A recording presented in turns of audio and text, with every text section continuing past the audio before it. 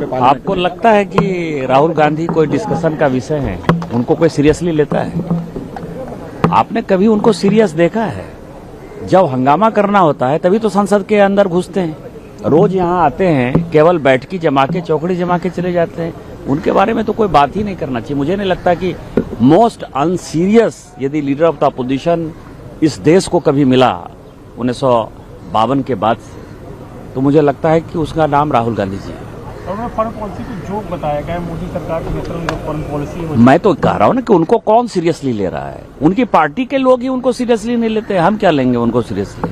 और खुद वो प्रेजेंट नहीं रहेंगे आज ऑल पार्टी मीटिंग में से, वो कह रहे हो चले। मैंने तो कहा ना कि एक नहीं होता है, एक मतलब मैं उन शब्दों का प्रयोग नहीं करना चाहता, लेकिन एक शब्द है बिहार में जैसे हमारे बच्चे भी बहुत बिगड़ जाते हैं ना, तो जैसे माँ भी उसको जोर से कहती है,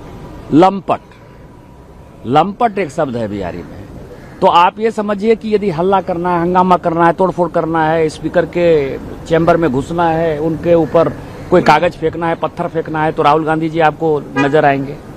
घटिया बातें करना है, राहुल गांधी जी नजर आएंगे। और यदि कोई सीरियस बात करनी है, ऑल पार्टी मीटिंग है, लीडर ऑफ द अपोजिशन का रोल है, बिजनेस एडवाइजरी कमेटी है, लीडर ऑफ द अपोजिशन का रोल है, पार्लियामेंट में बहस हो रही है, उस बहस में कौन क्या बोल रहा है।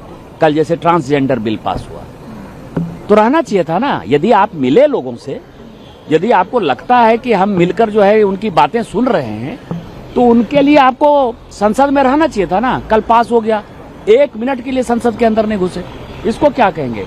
इसीलिए उस प्रकार के व्यक्ति के बारे में, अनसीरियस व्यक्ति के बारे में बहुत ज्यादा बात करने की आवश्यकता नहीं है। सर, कांग्रेस ने एलपीजी को लेकर भी प्रोटेस्ट किया है मकर द्वार पर। वो अलग चीज है, लेकिन आज जो मैंने ट्वीट किया है ये बड़ा इम्पोर्टेंट है। आज मेरा 9वां दिन है जो मैंने एक शपथ ली हुई है कि 365 दिन मैं कांग्रेस के कारनामों का ट्वीट करूंगा।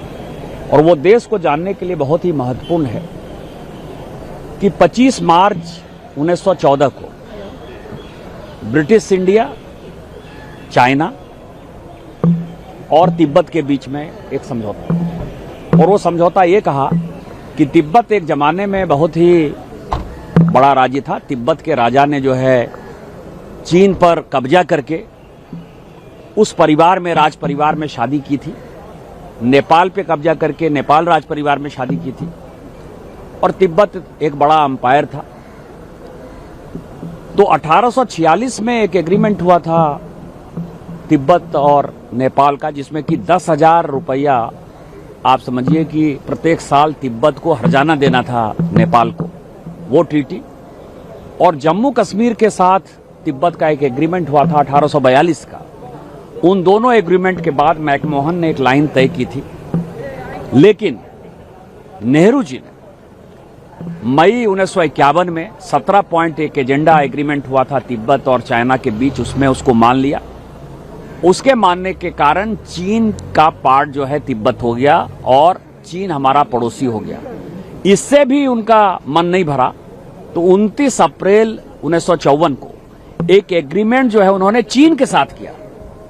और उसमें नेहरू जी ने ये खुली छूट दी कि चीन के जितने आदमी यहाँ आना चाहते हैं, व्यापार करना चाहते हैं, वो बिना वीजा परमिट के वो जो है वो भारत में आएंगे, जहां बसना चाहते हैं वो बस जाएंगे। और तिब्बत जो है चीन का पार्ट हो गया।